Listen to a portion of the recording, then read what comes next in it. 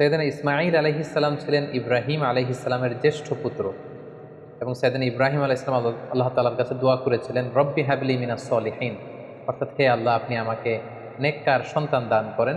আর এই দোয়ার ফসল বা দোয়ার বদৌলতে আল্লাহ তাআলা সৈয়দনা ইসমাঈল আলাইহিসসালামকে দান করেছিলেন। আল্লাহ তাআলা বলেছেন, ফাবাশশারনাহু বিগুলামিন হালিম, আমি একজন ধৈর্যশীল সন্তান ইসমাঈলের সুসংবাদ আমি ইব্রাহিমকে দিলাম। সৈয়দনা ইসমাঈল আলাইহিসসালাম হচ্ছেন যাবিহুল্লাহ, অর্থাৎ যাকে আল্লাহ তাআলা জবাই করতে বলেছিলেন, আল্লাহর জবাই। এজন্য আল্লাহ রাসূল সাল্লাল্লাহু আলাইহি সাল্লাম তিনি বলতেন যে আনাবনু যাবিহাতাইন, আমি হচ্ছি দুই জাবিহের সন্তান। অর্থাৎ এক হচ্ছে আমার পূর্বপুরুষ ইসমাঈল হচ্ছে এক যাবিহ, যাকে জবাই করার কথা ছিল, কিন্তু তাকে সরিয়ে আল্লাহ জান্নাত থেকে একটি ভেড়া পাঠালেন, তিনি বেঁচে গেলেন। আবার আমার পিতা আব্দুল্লাহ, তাকেও আমার দাদা আব্দুল মুত্তালিব জবাই করে দেওয়ার কথা ছিল আল্লাহ সন্তুষ্টির জন্য, কিন্তু সেখানে তার বদৌলতে 100টি উট দিয়ে আল্লাহ তাআলা আমার পিতা আব্দুল্লাহকে বাঁচিয়ে দিলেন। তাহলে এক জাবি হচ্ছে আমার অনেক অনেক পূর্বপুরুষ ইসমাঈল, আর এক জাবি হচ্ছে আমার পিতা আব্দুল্লাহ। তাহলে এই দুই জাবিহের কারণেই কিন্তু আমি পৃথিবীতে এসেছি। অর্থাৎ সৈয়দনা ইসমাঈল আলাইহিস সালাম বেঁচে না থাকলে এই বংশে আল্লাহ রাসূল সাল্লাল্লাহু আলাইহি ওয়াসাল্লাম আসতেন না। আর রাসূল সাল্লাল্লাহু আলাইহি ওয়াসাল্লামের পিতা আব্দুল্লাহ যদি জবাই হয়ে যেত, তাহলে রাসূল সাল্লাল্লাহু আলাইহি ওয়াসাল্লাম তো পৃথিবীতে আসতে পারতেন না। যেন তিনি বলতেন আনাবনু যাবিহাতাইন, আমি হচ্ছি দুই জাবিহের সন্তান, একজন হচ্ছে ইসমাঈল আলাইহিস সালাম আর একজন হচ্ছে আল্লাহ রাসূল সাল্লাল্লাহু আলাইহি ওয়াসাল্লামের পিতা আব্দুল্লাহ। ইসমাঈল আলাইহিস সালামকে বলা হয় আবুল আরব, তিনি আরব জাতির পিতা। পুরো আরব গোষ্ঠীটাকে তিনটি ভাগে ভাগ করা যায়, একটা হচ্ছে আল আরাব আল বাঈদা, আর একটা আল আরাব আল আরেবা, আর একটা মুস্তাআরিবা। বাঈদা মানে হচ্ছে অনেক আগের যে আরব জাতি, যেটা হচ্ছে আদ সামুদ জাতির কথা বলা হয়, তারা ধ্বংস হয়ে গিয়েছে, তাদের কেউ পৃথিবীতে নেই, তারা হচ্ছে আরবে বাঈদ। আরেকটা হচ্ছে আল আরাব আল আরেবা, যারা হচ্ছে অরিজিনাল আরব, যাদেরকে কাহতানি বলা হয়। আর 3 নম্বর আরব হচ্ছে আল আরাব আল মুস্তাআরাবা বা মুস্তাআরিবা, মানে যারা বেসিকলি মূলত আরব নয়, ভিনদেশী লোক, কিন্তু আরবি সংস্কৃতিতে এসে আরবি ভাষা শিখে তারা এখন আরব হয়ে গিয়েছে।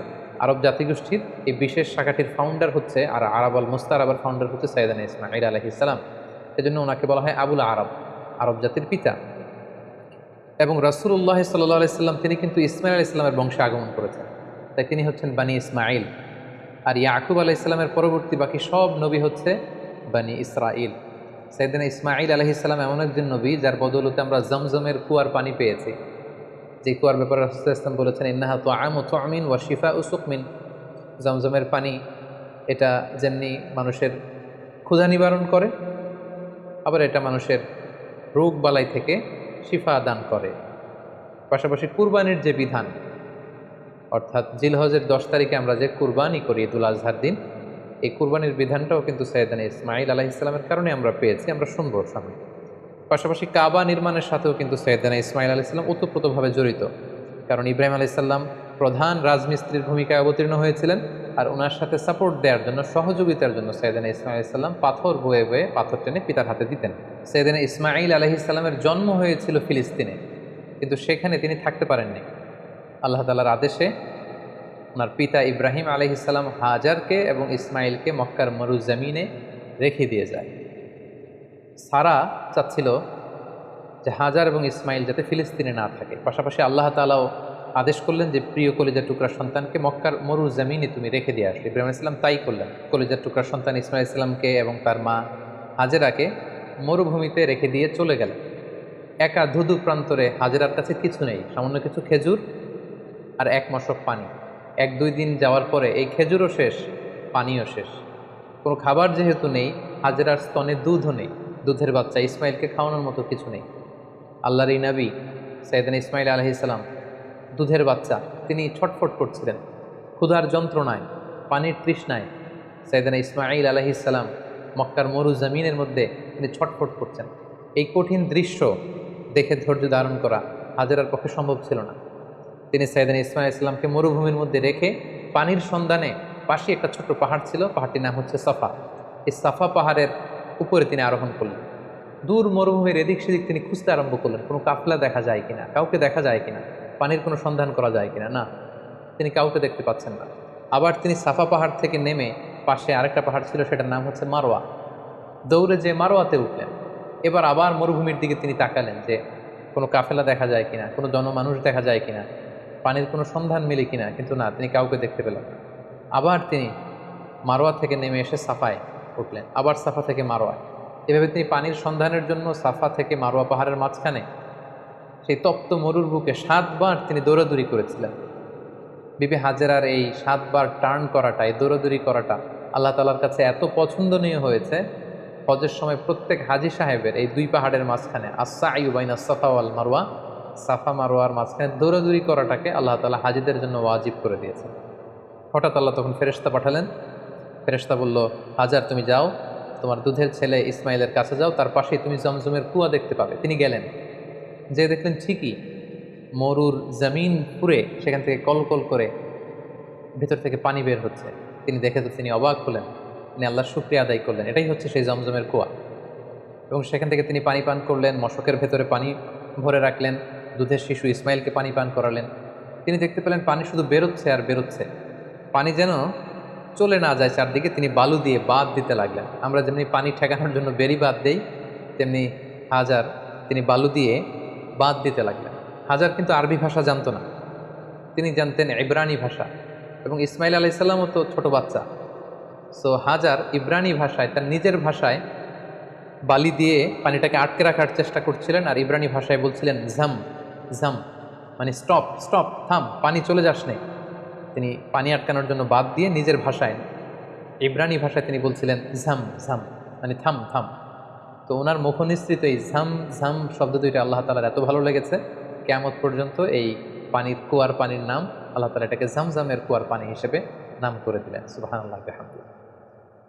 ইন দ্য মিন টাইম, ইয়ামান থেকে একটি ব্যবসায়ী কাফেলা পাশ দিয়ে যাচ্ছিল। কাফেলাটির নাম হচ্ছে জুরহুম। জুরহুম গ্রুপের একটি কাফেলা, জুরহুম কওমের। তারা হঠাৎ করে মক্কার আকাশে পাখি দেখতে পেল।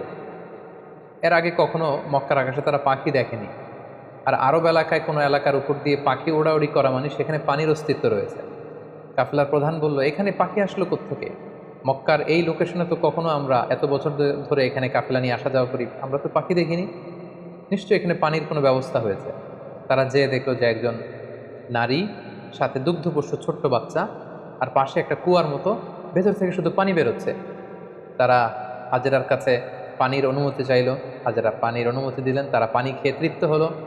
তারা বলল যে আপনি যদি অনুমতি দেন তাহলে আমরা এই পানির আশেপাশে বসতি করতে চাই এবং আমাদের এলাকাবাসীদের সবাইকে এনে এখানে রাখতে চাই।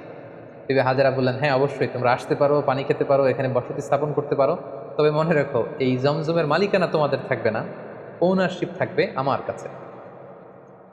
সুবহানাল্লাহি বিহামদি। সাইয়েদনা ইব্রাহিম আলাইহিস সালামের দোয়ার ফসলে এখানে জনমানুষের আগমন ঘটতে আরম্ভ করলো। জমজমের পানির কথা চারদিকে ছড়িয়ে পড়তে লাগলো এবং ছোট্ট দুধের বাচ্চা ইসমাঈল আলাইহিস সালাম বড় হতে লাগলেন। এবং সাইয়েদুনা ইসমাঈল আলাইহিস সালাম এই জুরহুম গোত্রের লোকদের কাছে তিনি আরবি ভাষা শিখলেন। তাদের ছেলে মেয়েদের সাথে তিনি বড় হতে লাগলেন। অরিজিনালি তারা ছিলেন ইব্রানি ভাষার লোক, কিন্তু এখানে তিনি আরবি ভাষা শিখে ফেললেন। সাইয়েদনা ইসমাঈল আলাইহিস সালাম এই জুরহুম কওমের লোকদের কাছেই বড় হতে লাগলেন। সেখানকার ছেলে মেয়েদের সাথে তিনি কথা বলতে বলতে আরবি ভাষা শিখে ফেললেন। উনি ছিলেন ইব্রানি ভাষার মানুষ, কিন্তু তাদের কাছ থেকে তিনি আরবি ভাষা একেবারে পরিপক্ক হলেন। তার বয়স যখন 13 বছর, ঠিক তখন আল্লাহ তাআলা তার পিতা সাইয়েদনা ইব্রাহিম আলাইহিস সালামকে স্বপ্নে দেখালেন যে, ইব্রাহিম, তুমি তোমার সবচাইতে পছন্দনীয় বস্তুটি আল্লাহ রাস্তায় কুরবানি করো। একাধিকবার তিনি স্বপ্নটি দেখলেন এবং ইব্রাহিম আলাইহিস সালাম বুঝতে পারলেন যে আমার সবচাইতে পছন্দনীয় হচ্ছে আমার ছেলে ইসমাঈল, যাকে আমি আল্লাহর আদেশে সেই মক্কার মরুভূমিতে রেখে এসেছি। আজ 13টি বছর আমি ফিলিস্তিনে আমার ছেলেকে অনেক মিস করছি। না জানি আমার ইসমাইল দেখতে কতটুকু হয়েছে, না জানি আমার ইসমাইল কত বড় হয়েছে, দেখতে কত সুন্দর হয়েছে। ইব্রাহিম আলাইহিস সালামের হৃদয়ে ছেলে ইসমাইলের মায়া ভালোবাসা যখন প্রবলভাবে জন্মালো, ঠিক ওই মুহূর্তে তিনি স্বপ্নে দেখলেন যে আল্লাহ তাআলা ইসমাঈল আলাইহিস সালামকে কুরবানি করে দেওয়ার জন্য, জবাই করে দেওয়ার জন্য আদেশ করছেন। তিনি আল্লাহ তাআলার আদেশে ফিলিস্তিন থেকে মক্কায় চলে আসলেন। এসে 13 বছর পর নিজের কলিজার টুকরার সন্তান ইসমাইলকে দেখলেন, কিন্তু এই ছেলেকেও তিনি বেশি দিন ধরে রাখতে পারবেন না, কারণ আল্লাহ তাআলার আদেশে তাকে জবাই করতে হবে। তিনি ছেলের সাথে কনসাল্ট করলেন। বাবা ছেলের কনভারসেশনটা কেমন ছিল আল্লাহ তাআলা সূরাতুস সাফফাতে খুব চমৎকারভাবে বলছেন, ফালাম্মা বালাগা মাআহু সা'য়া ক্বালা ইয়া বুনাইয়া ইন্নী আরা ফিল মানামি আন্নী আযবাহুক। ইসমাইল যখন একটু হাঁটতে পারে, দৌড়াতে পারে, ছোটাছুটি করতে পারে, এই বয়সে যখন পৌঁছলো, ইব্রাহিম আলাইহিস সালাম এসে বললেন, হে আমার কলিজার টুকরার সন্তান, আমি স্বপ্নে দেখেছি যে আমি তোমাকে জবাই করছি। ফানদুর মাযা তারা, what do you think about it, what's your opinion about the matter, তোমার মতামত কি, আমি তোমার মতামত জানতে চাই। ছোট্ট ছেলে ইসমাইল আলাইহিস সালাম বললেন, ক্বালা ইয়া আবাতি ফাআল মা তু'মার, হে আমার বাবা, আপনি যেমনটি আদিষ্ট হয়েছেন ঠিক তেমনটি করুন। সাতাজিদুনি ইনশাআল্লাহু মিনাস সাবিরিন, ইনশাআল্লাহ অচিরেই আপনি আমাকে ধৈর্যশীল পাবেন। আপনি মনে করবেন না যে আমি ঘাবড়ে গিয়েছি, আমি ভয় পেয়েছি, আমি দৌড়ে ছুটে পালাবো না। আপনি যেমনটি দেখেছেন তেমনটি করুন, কারণ আপনি আল্লাহর নবী এবং আল্লাহ তাআলা আপনাকে আদেশ করেছেন, এটা আপনার উপর আল্লাহর ওয়াহী। সো আপনি আমাকে ধৈর্যশীল পাবেন। বাবা ছেলে তখন মক্কা থেকে, মক্কার পাশেই মিনা অবস্থিত, মিনা প্রান্তরে রওনা হলেন আল্লাহ তাআলার আদেশে ছেলেকে কুরবানি করবার জন্য। কি মর্মান্তিক, কি হৃদয় বিদারক সে দৃশ্য। এবং সাইয়েদনা ইসমাইল আলাইহিস সালাম বললেন, বাবা, আমার চেহারার দিকে তাকিয়ে আপনি ছুরি চালাতে আপনার বড্ড মায়া লেগে যাবে, কষ্ট লেগে যাবে, আপনি আমাকে উল্টো করে শুইয়ে দিন, অর্থাৎ আমার চেহারাটা থাকবে মাটির দিকে, আপনি পেছন দিক থেকে আমাকে জবাই করুন।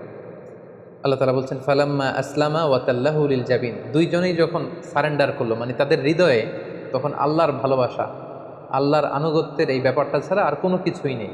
সাইয়েদনা ইব্রাহিম ছেলেকে হৃদয় থেকে সরিয়ে সেখানে আল্লাহর আদেশকে, আল্লাহর ভালোবাসাকে স্থান দিয়েছে। ছোট্ট ছেলে ইসমাইলও আল্লাহর ভয়ে রাজি হয়ে গিয়েছে। সাইয়েদনা ইব্রাহিম আলাইহিস সালাম তখন ইসমাইল আলাইহিস সালামের গলার মধ্যে ছুরি চালাবেন। আসলে এতটুকু পর্যন্ত অগ্রসর হওয়াটাই আল্লাহ তাআলা চেয়েছিলেন। আল্লাহ তাআলা চাননি যে পিতা ইব্রাহিমের কাছ থেকে শিশু ইসমাইলকে ছিনিয়ে নিতে। আল্লাহ তাআলা চেয়েছেন যে ইসমাইলের স্থান ইব্রাহিমের হৃদয়ে বড় নাকি আমি আল্লাহর স্থান বড়। তিনি যখন ছুরি চালাবেন পেছন থেকে ডাক আসলো, ওয়ানাদাইনাহু আইয়া ইব্রাহিম, হে ইব্রাহিম স্টপ, আর সামনে আগ বাড়ানো যাবে না, এখানেই থামো। কদ সাদ্দাকতা রুইয়া, তুমি তোমার স্বপ্নকে বাস্তবায়ন করেছো, তুমি তোমার স্বপ্নকে বাস্তবায়ন করে দেখিয়ে দিয়েছো। ইন্না কাযালিকা নাজজিল মুহসিনিন, এভাবেই আমি যারা সৎকর্ম পরায়ণশীল তাদেরকে প্রতিদান দিয়ে থাকি। ইন্না হাযা লাহুয়াল বালাউল মুবিন, নিশ্চয়ই এটা অনেক বড় পরীক্ষা, এই বড় পরীক্ষাতেও তুমি বাব্বেটা তোমরা উত্তীর্ণ হয়েছো। ফাদাইনাহু বিযিবহিন আযীম, আল্লাহ তাআলা বলছেন জান্নাত থেকে একটা বকরি এনে, একটা ভেড়া এনে আমি ইসমাইলকে সরিয়ে দিলাম, ইসমাইলের জায়গায় ওই বকরি কুরবানি হয়ে গেল। আল্লাহু আকবার। সাইয়েদনা ইসমাইল আলাইহিস সালাম বেঁচে গেলেন। ওই যে মিনা প্রান্তরে সাইয়েদনা ইব্রাহিম আলাইহিস সালাম ছেলের বদলে বকরি জবাই করলেন, এই দৃশ্যটাও আল্লাহ তাআলার এত ভালো লেগেছে, কিয়ামত পর্যন্ত 10 জিলহজে গোটা বিশ্বের সব সামর্থ্যবান বিশ্বাসীদের জন্য এরকম জবেহ করা, স্যাক্রিফাইস করা, অ্যানিমালসকে স্লটার করা আল্লাহ তাআলা ওয়াজিব করে দিয়েছেন। তার মানে কোরবানির যে বিধান, এটা আমরা সাইয়েদনা ইসমাঈল আলাইহিস সালামের বদৌলতেই পেয়েছি। কেন আল্লাহ তাআলা এমনটি করলেন? আল্লাহ তাআলা চাইলেন যে আমি দেখতে চাই ইব্রাহিমের হৃদয়ে কে বড়, কলিজার টুকরার সন্তান ইসমাইল বড় নাকি আমি আল্লাহ তাআলা বড়। এখান থেকে আমাদের জন্য শিক্ষা হচ্ছে, ইব্রাহিম আলাইহিস সালামের হৃদয়ে সবচাইতে পছন্দের জায়গাটা ছিল তার সন্তান ইসমাইল, কারণ 86 বছর পর একটা সন্তান পেয়েছে। কত মায়ার জায়গায়, কত আদর এবং ভালোবাসার জায়গায় তিনি হৃদয়ে তাকে স্থান দিয়েছিলেন। আল্লাহ চেয়েছেন না, ওই জায়গায় যেন আল্লাহর ভালোবাসাটা থাকে। এজন্য ইব্রাহিম আলাইহিস সালামের উপর সবচেয়ে বড় পরীক্ষা তিনি চাপিয়ে দিয়েছিলেন। সম্মানিত ভাই এবং বোনেরা, আমাদের হৃদয়েও একটা ইসমাইল আছে। আমাদের কারো হৃদয়ের ইসমাইল হচ্ছে আমার টাকা, আমাদের কারো হৃদয়ের ইসমাইল হচ্ছে আমার ব্যাংক ব্যালেন্স, কারো হৃদয়ের ইসমাইল হচ্ছে আমার গাড়ি, আমাদের কারো হৃদয়ের ইসমাইল হচ্ছে আমার যশ খ্যাতি। আল্লাহ তাআলা দেখতে চান যে সব কিছুকে আমরা আল্লাহর ভালোবাসার বিনিময়ে স্যাক্রিফাইস করতে পারি কিনা, কুরবানি করতে পারি কিনা, আল্লাহর জন্য সব কিছুকে আমরা উজাড় করে দিতে পারি কিনা। এটাই হচ্ছে কুরবানির শিক্ষা। সাইয়েদনা ইসমাঈল আলাইহিস সালামকে নিয়ে যখন হাতে ছুরি নিয়ে বা হাতে ছেলেকে নিয়ে যখন বাপ বেটা মিনা প্রান্তরে রওনা হয়েছিল, এই দৃশ্যায়ন যেন না ঘটে, এই সিনারি যাতে না ঘটে, তারা যেন আল্লাহ তাআলার ভালোবাসায় আরও এক ধাপ যাতে এগিয়ে যেতে না পারে, পেছন থেকে শয়তান অনেকবার টেম্পটেশন করেছিল। তাফসিরে এসেছে যে মোট 3টা জায়গায় টেম্পটেশন করা হচ্ছিল। ইবলিস বলছিল যে ইসমাইল তুমি যেও না, তোমার বাবা তোমার গলায় ছুরি চালিয়ে দেবে, ফিনকি দিয়ে রক্ত বেরোবে, তুমি সহ্য করতে পারবে না, তুমি ছুটে পালিয়ে যাও। সাইয়েদনা ইসমাঈল আলাইহিস সালাম তখন ঠিক সেই জায়গাতেই মাটি থেকে পাথর নিয়ে শয়তানের দিকে ছুঁড়ে মেরেছিল। কিছু দূর যাওয়ার পর আবার শয়তান এসে ধোঁকা দেয়। ইসমাঈল আলাইহিস সালাম, ইব্রাহিম আলাইহিস সালাম তারা পাথর ছুঁড়ে মেরেছিল। 3টি জায়গায় ওনারা আল্লাহ তাআলার পক্ষে শয়তানের বিরুদ্ধে পাথর নিক্ষেপ করেছিল। এই দৃশ্যটাও আল্লাহ তাআলার কাছে এত ভালো লেগেছে, কিয়ামত পর্যন্ত পৃথিবীর সকল হাজিদের জন্য জামরাতুল আকাবা, আল কুবরা, আল বুসতা, আস সুগরা, এই 3টা জায়গায় 7টা করে 21টা পাথর মারা সব হাজিদের জন্য আল্লাহ তাআলা ওয়াজিব করে দিয়েছেন। তার মানে এই জমজমের বরকতময় পানি, পৃথিবীর সব পানি খেলে শুধু তৃষ্ণা মিটে, আল্লাহ রাসূল সাল্লাল্লাহু আলাইহি ওয়াসাল্লাম বললেন জমজমের পানি খেলে ক্ষুধাও মিটে যায়। এটা পেলাম আমরা সাইয়েদনা ইসমাঈল আলাইহিস সালামের বদৌলতে। আমরা কোরবানির বিধান পেলাম ইসমাঈল আলাইহিস সালামের বদৌলতে। এবং তার মা হাজেরার দৌড়াদৌড়ির কারণে এখানে সাফা মারোয়াতে সাই করার বিধান আমরা পেলাম। এবং তিনি শয়তানের বিরুদ্ধে শক্ত অবস্থান জানান দেওয়ার জন্য যে পাথর ছুঁড়ে মেরেছিলেন, এটার মাধ্যমে আমরা রমিউল জিমার, হাজী সাহেবদের যে কঙ্কর নিক্ষেপ করতে হয় 3টি স্থানে, সেটি আমরা পেয়েছি। সমৃদ্ধ সুধী, সাইয়েদনা ইসমাঈল আলাইহিস সালাম যখন প্রাপ্তবয়স্ক হলেন, তিনি জুরহুম গোত্রের একটি মেয়েকে বিয়ে করলেন। এখন আমরা ওনার জীবনের 2টি বিবাহ নিয়ে কথা শুনবো, যেটি সহিহ বুখারীতে এসেছে।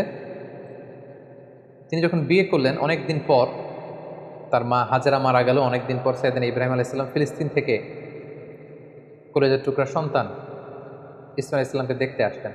মক্কায় এসে তিনি দেখলেন যে ইসমাঈল ঘরে নেই, আছে তার স্ত্রী। তিনি স্ত্রীকে জিজ্ঞেস করলেন, তোমরা কেমন আছো? স্ত্রী উত্তরে বলল, না, আমরা খুব একটা ভালো নেই। তিনি বললেন, তোমার স্বামী ইসমাঈল কোথায়? স্ত্রী বলল যে তিনি বাইরে গিয়েছেন রিজিকের অন্বেষণে। তোমাদের দিনকাল কেমন চলে? বেশি ভালো চলে না, খাবার দাবার না বেশি একটা সুবিধা না। মানে কমপ্লেইন আর কমপ্লেইন। যেটা শুনে বৌমার এরকম কথা শুনে তিনি নিজের পরিচয় গোপন রাখলেন, কিন্তু বৌমার এরকম কথা শুনে তিনি পছন্দ করলেন। তিনি বললেন, তোমার হাজব্যান্ড ইসমাঈল যখন বাসায় আসবে, বলো যে একজন বৃদ্ধ লোক এসেছিল, আমার পক্ষ থেকে সালাম বলো, আর বলবে যে তোমার ঘরের দরজার চৌকাঠটা যেন সে পাল্টে ফেলে, এই কথা বলে দিল। তিনি চলে গেলেন, ইসমাঈল আলাইহিস সালাম আসলেন। স্ত্রী বলল, একজন বৃদ্ধ লোক এসেছিল, তোমাকে সালাম দিয়েছে, আর তিনি বলেছেন ঘরের দরজার চৌকাঠ যেন পাল্টে ফেলো। এই বাক্যটা কিন্তু অনেক ইঙ্গিতপূর্ণ একটা বাক্য। এটা নবীর বলে যাওয়া বাক্য, আর নবীর কথা নবী বুঝে। কারণ ইসমাঈল আলাইহিস সালাম উনিও ভাবী নবী, মানে অচিরেই নবী হতে যাবে। উনি বুঝতে পারলেন যে সেই বৃদ্ধ লোক তো আমার বাবা ইব্রাহিম, আল্লাহর খলিল ছাড়া কেউ নয়। ইসমাঈল আলাইহিস সালাম বলল, কি বলো তুমি, আমার বাবা এই কথা বলেছে? স্ত্রী বললেন, হ্যাঁ, আপনার পিতা এই কথা বলেছে। তুমি কি করেছিলে? তিনি বললেন যে আমি অনেক কমপ্লেন করেছি যে আমাদের খাবার দাবারের সমস্যা, আমি অসন্তোষ প্রকাশ করেছি। সাইয়েদনা ইসমাঈল আলাইহিস সালাম বললেন, তুমি চিনোনি, সেটা ছিল আমার জন্মদাতা পিতা ইব্রাহিম আল খলিল, এবং তিনি যে ইঙ্গিত সূচক বাক্য বলেছে এর মানে হচ্ছে আমি যেন তোমাকে তালাক দিয়ে দিই, আমি তোমাকে ডিভোর্স দিলাম, তুমি তোমার পরিবারের সাথে যে মিলিত হও, আমার সাথে তোমার থাকার আর কোনো সুযোগ নেই। বাবার দিক নির্দেশনা পেয়ে সাইয়েদনা ইসমাঈল আলাইহিস সালাম প্রথম স্ত্রীকে তালাক দিলেন। সেই জুরহুম গোত্রের অন্য একটি মেয়েকে তিনি কিছুদিন পরে বিয়ে করলেন। আবারও অনেক বছর পর আল্লাহ তাআলার আদেশে সাইয়েদনা ইব্রাহিম আলাইহিস সালাম আবার ফিলিস্তিন থেকে ছেলেকে দেখতে আসলেন। কিন্তু কি আশ্চর্যের বিষয়, ওই দিনও ইসমাঈল আলাইহিস সালাম বাড়িতে নেই। সহিহ বুখারীতে এসেছে, তিনি বাড়িতে জিজ্ঞেস করলেন যে ইসমাঈল কোথায়? স্ত্রী বলল যে তিনি বাইরে গেছেন রিজিক অন্বেষণের জন্য। তিনি জিজ্ঞেস করলেন, তোমরা কেমন আছো? মেয়েটি উত্তরে বলল, নাহনু বিখাইরিন ওয়া সা, আলহামদুলিল্লাহ, আল্লাহ আমাদের অনেক দিয়েছেন, শুকর আলহামদুলিল্লাহ, বেশ ভালো আছি। ওয়া আসনাত আলাল্লাহ, এবং আল্লাহর শুকর গুজার হলো, আল্লাহর প্রশংসা করলো। তার মনে কোনো কমপ্লেইন নেই, শুধু শুকর গুজার। তিনি জিজ্ঞেস করলেন, মা তাআমুকুম, তোমাদের খাবার দাবার কেমন চলে? ক্বালাত আল্লাহ, তিনি বললেন আলহামদুলিল্লাহ, আমার স্বামী শিকার করে নিয়ে আসে গোশত, আমরা গোশত খাই, পানি খাই, এটাই আমাদের খাবার। ইব্রাহিম আলাইহিস সালাম এই কথা শুনে খুব খুশি হলেন। ফাকাল আল্লাহুম্মা বারিক লাহুম ফিল লাহমি ওয়াল মা, আল্লাহ তুমি এই ফ্যামিলিতে বরকত দাও, তাদের গোশত এবং খাবারে তিনি বরকত দাও। তিনি বললেন, তোমার স্বামী যখন ফিরবে আমার সালাম বলো, আর বলবে ফাকরাই আলাইহিস সালাম মুরি ইউসবিতু আতাবাতা বাবি, আর তোমার স্বামীকে বলো এখন ঘরের দরজার যে নতুন চৌকাঠ এটা যেন কখনো না পাল্টায়। ইসমাঈল আলাইহিস সালাম ফিরে আসলেন। স্ত্রী বললেন, এক বৃদ্ধ লোক এসে তোমায় সালাম বলেছে আর বলেছে ঘরের দরজার চৌকাঠ যেন কখনো না পাল্টায়। ইসমাঈল আলাইহিস সালামের কথা শুনে তিনি বেজায় খুশি হলেন। তিনি বললেন, তাই? যিনি এসেছিলেন তুমি কি জানো এটা কে? তিনি আমার জন্মদাতা পিতা ইব্রাহিম আলাইহিস সালাম, আর তিনি তোমার ব্যাপারে আমার কাছে পজিটিভ সার্টিফাই করেছেন। তিনি বলেছেন, তোমাকে যে আমি স্ত্রী হিসেবে রেখেছি, মরার আগ পর্যন্ত যেন তোমাকেই জড়িয়ে রাখি, একসাথেই যেন আমরা জান্নাতে যাই, তোমার হাতটা যে আমি ধরেছি কখনো যেন তোমাকে ছেড়ে না দেই, চিরকাল আমাদের এই স্বামী স্ত্রীর দাম্পত্য জীবনের এই ভালোবাসার বন্ধন যেন অটুট থাকে। এই বর্ণনাটি খুব চমৎকারভাবে সহিহ বুখারীতে বর্ণিত হয়েছে। সাইয়েদনা ইসমাঈল আলাইহিস সালাম ওনার পিতার আদেশে প্রথম স্ত্রীকে তালাক দিলেন এবং দ্বিতীয় স্ত্রীকে নিয়ে সুখে স্বাচ্ছন্দ্যে মক্কায় তিনি বসবাস করতে লাগলেন। এবং একটা সময়ে সাইয়েদনা ইব্রাহিম আলাইহিস সালাম যখন আবার মক্কায় আসলেন, কাবা নির্মাণের কাজে তিনি তার পিতাকে সহযোগিতা করেছেন এবং সবসময় তিনি কাবা পরিষ্কার করতেন, ঝাড়ু দিতেন। কারণ আল্লাহ তাআলা বলেছেন, ওয়া আহিদনা ইলা ইব্রাহিম ওয়া ইসমাঈল, ইব্রাহিম এবং ইসমাঈলকে আমি স্পেশাল অর্ডার করেছি যে তাহহিরা বাইতিয়া, আমার ঘর এই কাবাকে তোমরা ক্লিন আপ করো, পরিচ্ছন্ন করো। কাদের জন্য? লিত্তাইফিন, তাওয়াফকারীদের জন্য। ওয়াল আকিফিন, যারা এই কাবা ঘরে এতেকাফ করবে তাদের জন্য। ওয়ার রুক্কাইস সুজুদ, এবং সালাত আদায়কারীদের জন্য, রুকু সেজদাকারীদের জন্য কাবা ঘরকে পরিচ্ছন্ন করো। সাইয়েদনা ইসমাঈল আলাইহিস সালাম এই কাবা ঘরকে তিনি পরিচ্ছন্ন করতেন। সাইয়েদনা ইসমাঈল আলাইহিস সালামের ব্যাপারে আরও একটি তথ্য জানা যায়, যেটি সহিহ বুখারীতে এসেছে। সেটা হচ্ছে তিনি অত্যন্ত ভালো তীরন্দাজ ছিলেন, ভালো তীর মারতে জানতেন।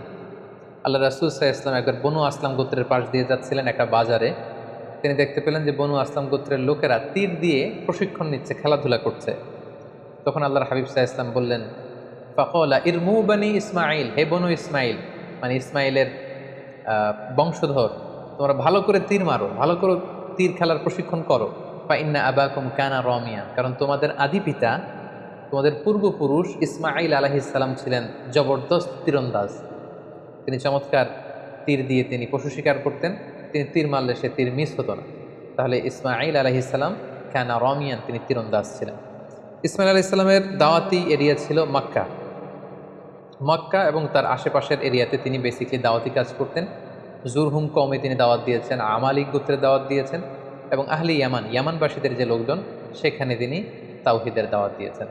কালামুল্লাহ মাজিদের সূরা মারিয়ামে আল্লাহ তাআলা সাইয়েদনা ইব্রাহিম আলাইহিস সালামের ব্যাপারে একটি বিশেষ বৈশিষ্ট্যের কথা উল্লেখ করেছেন, সেটা হচ্ছে সাদিকাল ওয়াদ। তিনি তার প্রতিশ্রুতি রক্ষা করতেন, ওয়াদা কখনো ভাঙতেন না। আল্লাহ তাআলা বলছেন, ওয়াযকুর ফিল কিতাবি ইসমাঈল, হে নবী আপনি কোরআনে ইসমাঈল আলাইহিস সালামের কথাকে উল্লেখ করুন। ইন্নাহু কানা সাদিকাল ওয়াদি ওয়া কানা রাসূলান নাবিয়্যা, তিনি ছিলেন প্রমিস অ্যাটেন্টিভ, কাউকে প্রমিস দিলে এটা কখনো ভাঙতেন না, এবং তিনি ছিলেন রাসূল এবং নবী। ওয়া কানা ইয়া'মুরু আহলাহু বিস-সালাতি ওয়াজ-যাকাত, তিনি তার পরিবারের লোকদেরকে সালাতের আদেশ করতেন, যাকাতের আদেশ করতেন। ওয়া কানা ইনদা রাব্বিহি মারদিয়া, আর তিনি আল্লাহ তাআলার অনেক প্রিয় ভাজন একজন নবী ছিলেন। তার মানে বোঝা গেল ইব্রাহিম আলাইহিস সালামের রেখে যাওয়া যে দাওয়াতি কাজ, তাওহীদের দাওয়াতি কাজ, এটা তিনি করতেন। তিনি লোকজনদেরকে সালাতের আদেশ করতেন, যাকাত দেওয়ার আদেশ করতেন, এবং ইমানের যে মৌলিক দাবিগুলো সবগুলোর ব্যাপারে তিনি দাওয়াত দিতেন। পাশাপাশি তিনি ছিলেন ওয়াদা রক্ষাকারী। অনেক তাফসিরে এসেছে যে তিনি এত বেশি সাদিকুল ওয়াদ অর্থাৎ প্রমিস অ্যাটেন্টিভ ছিলেন, তিনি কাউকে ওয়াদা দিলে সে ব্যাপারে খুব বেশি সচেতন থাকতেন। আমরা জানি সব নবীরাই ওনারা কখনো প্রমিস ভাঙতেন না, they never break the promise. কোনো নবী ওনারা কথা দিয়ে কথা ভাঙতেন না, কথা রাখতেন। কিন্তু বিশেষ করে আল্লাহ তাআলা ইসমাঈল আলাইহিস সালামের কথাকে কোরআনে উল্লেখ করতে বলেছেন। মুফাসসিরিন একরামরা উল্লেখ করেছেন যে একবার তিনি কোনো একটা ব্যক্তিকে কমিটমেন্ট দিয়েছেন বা অ্যাপয়েন্টমেন্ট দিয়েছেন যে আগামীকাল আসরের সময় এই গাছের নিচে আপনার সাথে দেখা হবে। সাইয়েদনা ইসমাঈল আলাইহিস সালাম তার পরের দিন কথা অনুযায়ী ওই ব্যক্তির সাথে দেখা করবার জন্য সে গাছের নিচে যেয়ে হাজির হলেন, কিন্তু সেই ব্যক্তিটিকে আর খুঁজে পাওয়া গেল না, তিনি আসলেন না। ইসমাঈল আলাইহিস সালাম মনে মনে ভাবলেন যে ওই লোকটি হয়তো ভুলে গিয়েছে, আজ আসেনি, কাল হয়তো আসবে। ইসমাঈল আলাইহিস সালাম তার পরের দিন যে সেখানে হাজির, কিন্তু সে লোকটি আসেনি। ইসমাঈল আলাইহিস সালাম তার পরের দিনও যে সেখানে হাজির, ওই লোকটি আসেনি। মুফাসসিরিন একরাম বলেছেন যে ইসমাঈল আলাইহিস সালাম ওই লোকটির অপেক্ষায় সে গাছের নিচে টানা 1 মাস অপেক্ষা করেছেন। প্রতিদিন তিনি বিকেলবেলা সেখানে যে লোকটির অপেক্ষায় থাকতেন, কারণ তিনি কথা দিয়েছিলেন। আমরা অনেক সময় কথা দিয়ে কথা রাখতে পারি, কিন্তু সাইয়েদনা ইসমাঈল আলাইহিস সালাম কথা দেওয়ার কারণে টানা 30 দিন 1 মাস ওই লোকটির জন্য অপেক্ষা করেছিলেন। এই জন্য আল্লাহ তাআলা ইসমাঈল আলাইহিস সালামের প্রশংসা করে তিনি বলেছেন, ইন্নাহু কানা সাদিকাল ওয়াদি ওয়া কানা রাসূলান নাবিয়্যা, তিনি ছিলেন ওয়াদাকে রক্ষাকারী একজন নবী। সাইয়েদনা ইসমাঈল আলাইহিস সালাম মক্কার এই অঞ্চলে তাওহীদের বাণীকে প্রচার করে মক্কাতেই ইন্তেকাল করেন, এবং সেখানেই তার মায়ের কবরের পাশে, বিবি হাজারার কবরের পাশে, কাবাগরের খুব কাছাকাছি কোনো একটা জায়গায় মক্কাতেই সাইয়েদনা ইসমাঈল আলাইহিস সালামকে কবরস্থ করা হয়। সম্মানিত শুধু সাইয়েদনা ইসমাঈল আলাইহিস সালামের পুরো জীবনী শুনবার পরে এবার আমরা ওনার জীবনী থেকে কিছু লাইফ লেসন নেওয়ার চেষ্টা করব। সর্বপ্রথম যে লাইফ লেসনটি আমরা পাই সেটা হচ্ছে ইসমাঈল আলাইহিস সালাম ছিলেন আদর্শ সন্তানের নমুনা। আমরা সবাই নেককার সন্তান চাই, আমরা চাই আমাদের ছেলে মেয়েগুলো আল্লাহওয়ালা হোক, আল্লাহর যে কোনো আদেশ তারা খুব সহজে গ্রহণ করুক, মাথা পেতে নেক, এরকম সন্তান আমরা চাই। এরকম সন্তান যদি আমরা চাই তাহলে তাদেরকে ইসমাঈল আলাইহিস সালামের মতো করে আমাদেরকে গঠন করতে হবে। কারণ ইসমাঈল আলাইহিস সালাম এমন একজন আদর্শ সন্তানের নমুনা ছিলেন। সাইয়েদনা ইব্রাহিম আলাইহিস সালাম যখন তাকে বললেন যে বাবা স্বপ্নে দেখেছি তোমাকে আমি জবাই করছি, তুমি কি বলো? তিনি এক বাক্যে বলেছিলেন, ইয়া আবাতি ফাআল মা তুমার, বাবা আল্লাহ তাআলা আপনাকে যে আদেশ করেছেন আপনি তাই করুন, আপনি আমাকে ধৈর্যশীল পাবেন। ইমানের চেতনা হৃদয়ে কতটা গভীরে প্রথিত থাকলে একজন ছোট্ট ছেলে তার বাবার প্রশ্নের জবাবে এমনটা উত্তর দিতে পারে। আমরা যদি আমাদের ফ্যামিলি মেম্বারের কথা চিন্তা করি, আমাদের ছেলে মেয়েদের কথা যদি চিন্তা করি, আমরা যদি আমার ছেলেকে বলি, আমাদের মেয়েকে বলি যে বাবা, আল্লাহ বলেছেন যে আল্লাহর সন্তুষ্টির জন্য আমি যেন ছুরি দিয়ে তোমার গলায় ছুরি চালাই, তোমাকে জবাই করি, পিনকি দিয়ে রক্ত বেরোবে এবং তুমি এতে মারা যাবে। আমাদের ছেলেমেয়েরা কি ইমানের বলে এতটা বলিয়ান হয়েছে যে এই প্রস্তাবে তারা রাজি হবে? আমাদের কিন্তু এই বিষয়গুলো ভেবে চিনতে সামনে আগানো দরকার, যে আমরা আমাদের ছেলে মেয়েদেরকে কী শিখাচ্ছি। আল্লাহর ভালোবাসা, রাসূলের ভালোবাসা, ইসলামের ভালোবাসাকে আমরা তাদের হৃদয়ে গভীর থেকে গভীরে আমরা প্রচিত করতে পেরেছি কিনা, এটা চিন্তার বিষয়। সেক্ষেত্রে আমরা বলবো যে সর্বপ্রথম যে লাইফ লেসন আমরা পাই, ইসমাঈল আলাইহিস সালাম হচ্ছে একজন আদর্শ সন্তানের নমুনা। কেমন করে আমরা আদর্শ সন্তান গড়ে তুলবো, এটা আমরা সাইয়েদনা ইব্রাহিম আলাইহিস সালাম যেমন করে সাইয়েদনা ইসমাঈল আলাইহিস সালামকে গড়ে তুলেছিলেন, সেখান থেকে কিন্তু আমরা এই শিক্ষাটা নিতে পারি। পাশাপাশি আমরা দেখব যে তিনি তার বাবাকে বিভিন্ন কাজে সহযোগিতা করেছেন। কাবা পুনর্নির্মাণের মতো একটা বড় কাজে ছোট্ট ছেলে ইসমাঈল আলাইহিস সালাম তিনি পাথর এনে এনে বাবার হাতে দিয়েছেন এবং সাইয়েদনা ইব্রাহিম আলাইহিস সালাম তিনি কাবা নির্মাণ করেছেন। দ্বিতীয় যে শিক্ষাটি পাই সেটা হচ্ছে ইসমাঈল আলাইহিস সালাম তিনি ছিলেন অত্যন্ত পিতা ভক্ত একজন মানুষ। আমাদের সমাজে আমরা এমন হয়েছে যে আমরা বন্ধু বান্ধবকে খুব বেশি সময় দিই, বন্ধু বান্ধবকে খুব বেশি সাপোর্ট করি, কিন্তু বাবার সাথে আমাদের সেই সম্পর্কের জায়গাটা নেই। কিন্তু আমরা যদি ইসমাঈল আলাইহিস সালামের জীবনের দিকে তাকাই, তাহলে দেখব যে সহিহ বুখারীতে যে ওনার দুইটা সংসারের কথা আমরা শুনেছি। প্রথম সংসার থেকে তিনি কিন্তু ডিটাচ হয়েছিলেন কেবলমাত্র পিতার আদেশে। পিতা এসে বলেছিলেন যে তুমি প্রথম স্ত্রীকে তালাক দাও, ইঙ্গিতপূর্ণ একটা বাক্য বলে গিয়েছিলেন, এবং পিতার সন্তুষ্টির জন্য পিতার দিক নির্দেশনা অনুযায়ী কিন্তু প্রথম স্ত্রীকে তিনি ডিভোর্স করে দ্বিতীয় সংসারে দ্বিতীয় সম্পর্কে তিনি গিয়েছেন। তো এখান থেকে আমরা বুঝতে পারি যে সাইয়েদনা ইসমাঈল ইসলামের তার পিতার প্রতি কতটুকু আস্থা এবং ভালোবাসা ছিল। কারণ তিনি বুঝতে পেরেছেন যে আমার পিতা আমার খারাপ চাইবে না, এবং তিনি নবী, আমার পিতা হচ্ছে আল্লাহর খলিল। সো নিশ্চয়ই আমার স্ত্রীর আচরণে, কর্মকাণ্ডে এমন কিছু তিনি পেয়েছেন, তিনি অনেক ভিশনারি ছিলেন, অনেক ভেবেচিন্তে নিশ্চয়ই আমার বাবা এটা বলেছেন। এবং সাথে সাথে তিনি দেরি করেন, এটা শোনার পরে স্ত্রীকে বলেছেন তুমি তোমার ফ্যামিলি মেম্বারদের কাছে চলে যাও, তোমার ফ্যামিলিতে যে তুমি থাকো, আমি তোমাকে সম্মানের সাথে বিদায় করে দিচ্ছি। তাহলে এই যে পিতা ভক্ত হওয়া এবং বাবার সাথে ছেলের যে একটা গভীরতম সম্পর্ক, যেটা আমাদের এই ইট পাথরের সমাজে আমরা অনেক মিসিং দেখতে পাচ্ছি। ছেলে মেয়েদের সাথে বাবার সেই সম্পর্কের জায়গাটুকু নেই, বাবার সাথে ছেলে মেয়েদের সেই বোঝাপড়ার জায়গাটুকু নেই। ছেলেমেয়েরা হয়তো বাবাকে সেরকম খুব কাছের মনে করে আপন করে নিতে পারছে না, যেখানে বাবা ছাড়া অন্যদের কাছে যে তারা পরামর্শ চাইছে, অন্যদেরকে তারা খুব কাছের মনে করছে। সো আমরা যদি আমাদের সন্তানদের সাথে আইস ব্রেকিং করে সুসম্পর্ক গড়ে তুলতে চাই, আমরা কিন্তু সাইয়েদনা ইব্রাহিম এবং তদীয় সন্তান ইসমাইলের সাথে কী সম্পর্ক তারা করেছিলেন সেখান থেকে শিক্ষা নিতে পারি। ইসমাইল ইসলামের জীবন থেকে সর্বশেষ যে শিক্ষাটুকু পাই সেটা হচ্ছে তিনি খুব পরিশ্রমী ছিলেন, অত্যন্ত পরিশ্রমী ছিলেন। তার প্রমাণ, তিনি কাবা নির্মাণে বাবাকে সহযোগিতা করেছেন। তার আরও একটা প্রমাণ, দুইবার তার বাবা যখন এসে তাদের খোঁজখবর নিতে এসেছিলেন, একবারও ছেলেকে ঘরে পাননি। তার মানে ঘর কোণের ছেলে ইসমাইল ইসলাম ছিলেন না। তিনি অত্যন্ত হার্ডওয়ার্কিং ছিলেন, পরিশ্রমী ছিলেন। শিকারের জন্য উনি তীর নিয়ে, ধনুক নিয়ে তিনি বাইরে বের হয়ে যেতেন। এবং পৃথিবীর প্রতিটি নবী কিন্তু পরিশ্রমী ছিল। এবং আল্লাহ রাসূল সাল্লাল্লাহু আলাইহি ওয়াসাল্লাম আমাদেরকে জানিয়েছেন যে ইসমাঈল ইসলাম খুব ভালো তীর নিক্ষেপ করতে জানতেন, তীর ছুটতে জানতেন। তিনি বড় তীরন্দাজ ছিলেন, শিকারী ছিলেন। এবং বাআসাল্লাহু নাবিয়্যান ইল্লা রাআল গানাম, পৃথিবীতে এমন কোনো নবী তো আল্লাহ পাঠান নেই যারা ছাগল চড়ায়নি। আর ছাগল চড়ানো, রাখালের কাজ করা, এটা যে কত কষ্টের, এটা যে কত পরিশ্রমের, আমরা একটু চিন্তা করলে বুঝতে পারি। তাহলে আমরা বুঝতে পারলাম যে প্রত্যেক নবীরাই খুব পরিশ্রমী ছিলেন। তারা কর্ম করে, পরিশ্রম করে নিজেদের জীবিকা উপার্জন করেছেন। সো আমরা যারা নবীদের অনুসারী বলে নিজেদেরকে দাবি করি, আমরা যেন হার্ডওয়ার্কিং করি, আমরা যেন পরিশ্রম করি, তাহলেই উন্নতি সমৃদ্ধি আমাদের হাতে এসে ধরা দিবে। আল্লাহ তাআলা